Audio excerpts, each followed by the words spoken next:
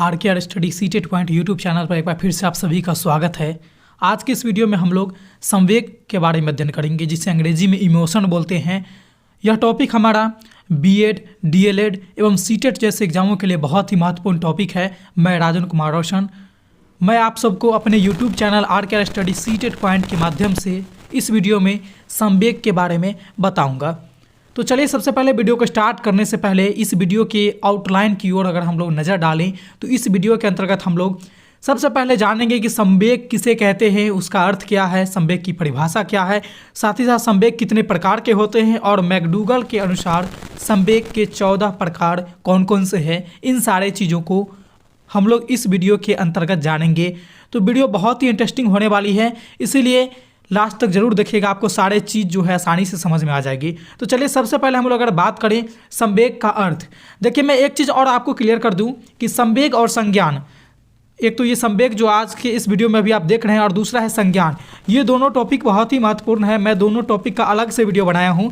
अगर आपने संज्ञान का वीडियो अभी तक नहीं देखा है तो आप हमारे इस वीडियो के डिस्क्रिप्शन बॉक्स में चले जाइए, वहाँ आपको लिंक मिल जाएगी। और नहीं तो इस चैनल के यहाँ पर आई बटन है जो आपको दिख रही होगी, यहाँ पर आप क्लिक कीजिए, आप अपने संज्ञान वाले वीडियो पे पहुँच जाएगा। वहाँ जाकर जब दोनों वीडियो को देख लीजिएगा तब आपका संज्ञान और संवेग दोनों जो रिलेटेड टॉपिक है वो आपका पूरा अच्छी तरह से क्लियर हो जाएगी। फिलहाल इस वीडियो में हम लोग संवेग के बारे में अध्ययन करते हैं और जानते हैं सबसे पहले कि संवेग का अर्थ क्या होता है।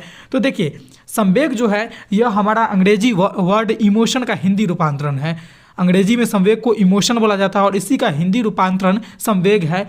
अब इमोशन शब्द की उत्पत्ति कहाँ से हुई है? तो इमोशन शब्द की उत्पत्ति लैटिन भाषा का एक शब्द है इमोवेयर, इसी से हुई है, जिसका अर्थ होता है उत्तेजित होना। ठीक है, इमोशन शब्द की उत्पत्ति कहाँ से हुई है कि लैटिन भाषा के एक शब्द है इमोवेयर, इसी से इमोशन शब्द बना है। और इमोशन इमोवेयर का जिसका अर्थ होता था उत्तेजित होना, उसी से हमारा इमोशन बना है, जिसे हिंदी में संवेग कहते हैं। ठीक है, तो चलिए देखिए, संवेग कहेंगे किसको? तो इस प्रकार से संवेग को व्यक्ति की उत्तेजित अवस्था कहते हैं। इस प्रकार से संवेग शरीर को उत्तेजित करने वाली एक प्रक्रिया है।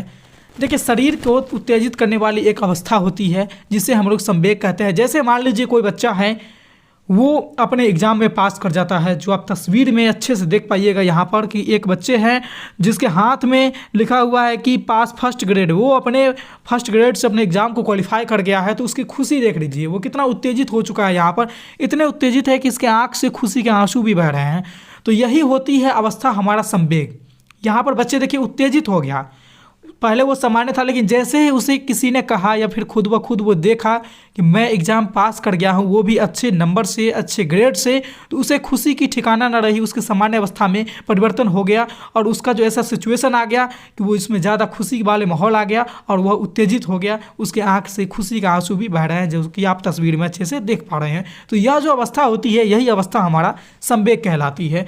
कुछ और उदाहरण को देखते हैं संवेग को अच्छे ढंग से और समझने के लिए। जैसे कि आप यहाँ पर तस्वीर में देखिए, केवल खुशी ही संवेग की उदाहरण नहीं है, अवस्था नहीं है, सिचुएशन नहीं है।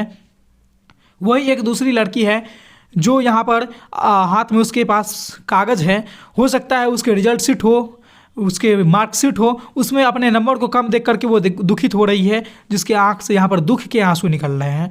दोनों में आंसू निकले, एक उत्तेजित अवस्था में खुशी था, यहाँ पर उसके गम है। तो यह भी संवेग का ही अवस्था है। वही और देखिएगा इसके संवेग के उदाहरण, तो यहाँ पर देख लीजिए, ये दोनों यहाँ पर प्रेम में है, जो तस्वीर में आपको देख रहा है, तो प्रेम भी एक संवेग का ही अवस्था होता है।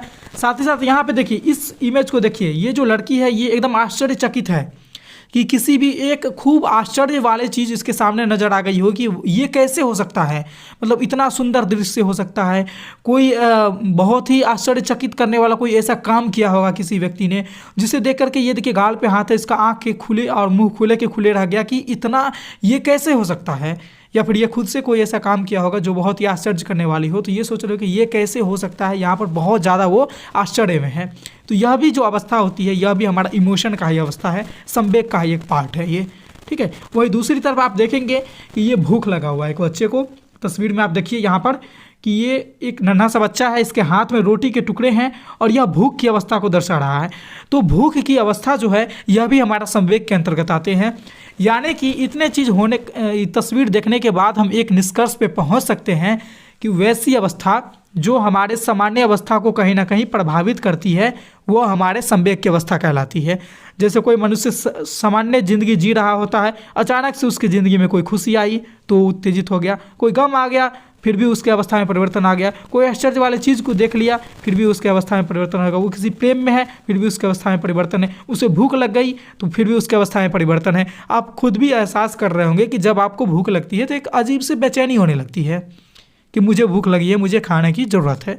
तो क्या हुआ कि आप सामान्य बैठे हैं तो वहाँ पर एक बेचैनी आपको अंदर से आती है कि मुझे खाना की ज़रूरत है, तो आपकी अवस्था जो है वो परिवर्तित हो रही है यहाँ पर।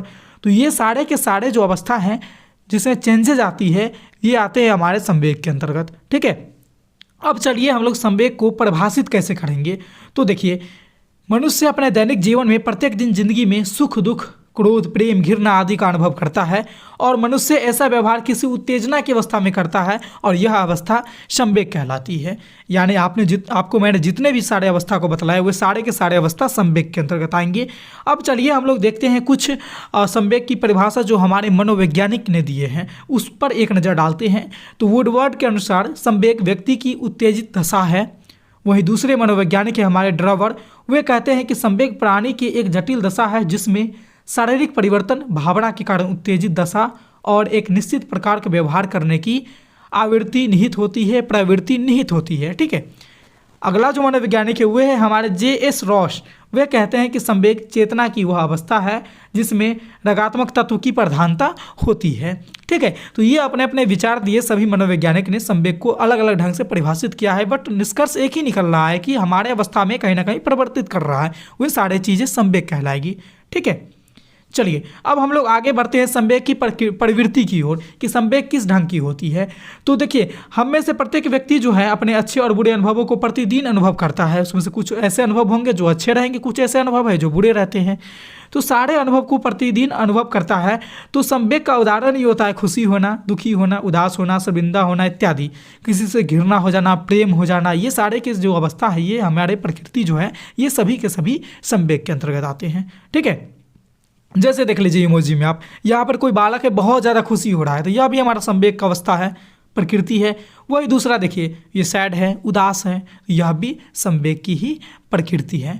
ठीक है, अब चलते हैं संवेग के प्रकार की ओर। संवेग कितने प्रकार के होते हैं क्या आप जानते हैं? अगर नहीं जानते हैं तो मैं आपको बताता हूं कि संवेग कितने प्रकार के होते हैं। तो संवेग, मैकडूगल एक मनोवैज्ञानिक है, उन्होंने संवेग के 14 प्रकार बताए हैं। आपको एग्जाम में भी अगर आते हैं क्वेश्चंस कि मैकडूगल के अनुसार संवेग के कितने प्रकार हैं तो आप वहां पर आंसर करेंगे कितना, तो आपको आंसर करना है 14। कितने? 14।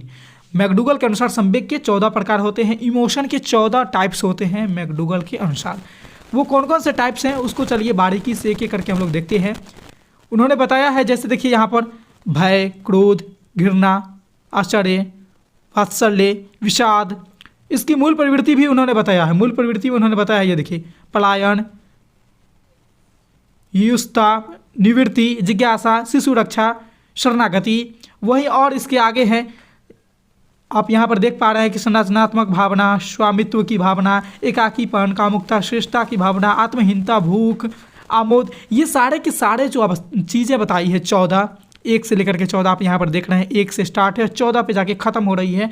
ये सारे के सारे जो हैं ये हमारे आते हैं संवेग की प्रकार के अंतर्गत। इसके मूल प्रवृत्ति को भी मैकडूगल ने यहाँ पर बताए हैं और साथ ही साथ प्रकार को भी बताया। देखिए, एक तरफ संवेग है और इसकी क्या मूल प्रवृत्तियाँ हैं, दोनों को इन्होंने मैकडूगल ने यहाँ पर अपने बताया है कि 14 कौन कौन से प्रकार के संवेग हैं और 14 के मूल प्रवृत्तियाँ कौन कौन से हैं। ठीक है, आप यहाँ पर इसको देख सकते हैं, आप इसको अपने कॉपी में, नोटबुक में नोट डाउन भी कर सकते हैं। फ्यूचर यूजेज के लिए अगर आपको यहाँ पर आसानी से इतनी सारी चीज़ें याद नहीं रहती है तो आप खुद से भी अपना नोट्स को तैयार कर सकते हैं। यही है हमारे मैकडूगल के अनुसार 14 प्रकार के संवेग जो आपको स्क्रीन पे अभी इस वक्त दिख रही है। तो इस वीडियो में बस इतना ही था। हम लोगों ने संवेग के बारे में जाना है। आपने संज्ञान को नहीं जाना तो डिस्क्रिप्शन बॉक्स में जाइए, आपको लिंक मिल जाएगी। संज्ञान के बारे में भी अध्ययन कीजिएगा, दोनों बहुत ही महत्वपूर्ण टॉपिक है, दोनों से प्रश्न आते हैं, इसलिए उसको भी करना बहुत ज़रूरी है। इस वीडियो में मैंने आपको संवेग के बारे में पूरे डिटेल से अच्छे से बताया है। मैं उम्मीद करूँगा कि यह जो टॉपिक है आपको अच्छे से क्लियर हो गई होगी। अगर फिर भी किसी भी प्रकार की अगर परेशानी रह गई हो तो आप हमें कमेंट के माध्यम से ज़रूर बताइएगा, मैं उन चीज़ों को क्लियर करने का पूरा कोशिश करूँगा।